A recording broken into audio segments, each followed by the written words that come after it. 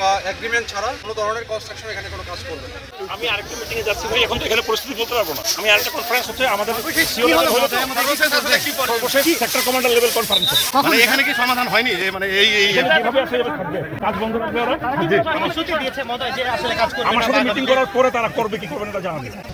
আপনারা জানেন আমাদের এই চৌকা বিওপির 177-এর মেন পিলার 2S এলাকায় এখানে 1200 গজ কোনো কাঁটাতারে বেড়া নাই। তো এখান ধরে গত 2 দিন ধরে বিএসএফ মানে কাঁটাতারে বেড়া দেওয়ার জন্য মাটির খনন কাজ করছিল। তো আমরা দুইবারই বিজিবির পক্ষ থেকে তীব্র প্রতিবাদ জানাই এবং তারা কাজ বন্ধ করতে বাধ্য হয়। তো আজও সকালে যখন কাজ শুরু করার চেষ্টা করে বিজিবির পক্ষ থেকে প্রতিবাদ জানানোর সাথে সাথে তারা কাজ করতে বন্ধ করেছে এবং আজকে দুপুর 2টায় বিজিবি অধিনায়ক পর্যায়ে ফ্ল্যাগ মিটিং হয়েছে এবং ফ্ল্যাগ মিটিংয়ে দুই পক্ষই আলোচনায় আমরা সম্মত হয়েছি। এখানে ঊর্ধ্বতন কর্তৃপক্ষ বিজিবি হেডকোয়ার্টার এবং বিএসএফ হেডকোয়ার্টারের বা এগ্রিমেন্ট ছাড়া কোনো ধরনের কনস্ট্রাকশন এখানে কোনো কাজ করবে না। তো এরই ধারাবাহিকতায় আজকে বিকাল 4টায় রাজশাহী সেক্টর কমান্ডার মহোদয় বিএসএফের সেক্টর কমান্ডারের সাথে বিকাল 4টায় মাদিপুরে ফ্ল্যাগ মিটিং করবে, সার্কেল ফ্ল্যাগ মিটিং করবে।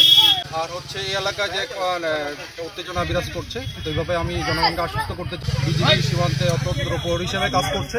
আমাদের টহল জোরদার করা আছে, আমাদের যথেষ্ট জনবল আছে। আমরা অন্যান্য সময় যেভাবে সীমান্ত নিরাপত্তা রেখেছি এই বর্তমান পরিস্থিতিতেও আমাদের সীমান্ত নিরাপত্তা।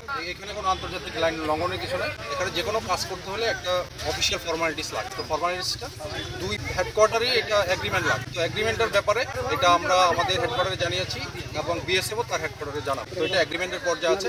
এই পর্যায়ে কোনো এগ্রিমেন্ট ছাড়া বা দুই বাহিনীর সম্মতি ছাড়া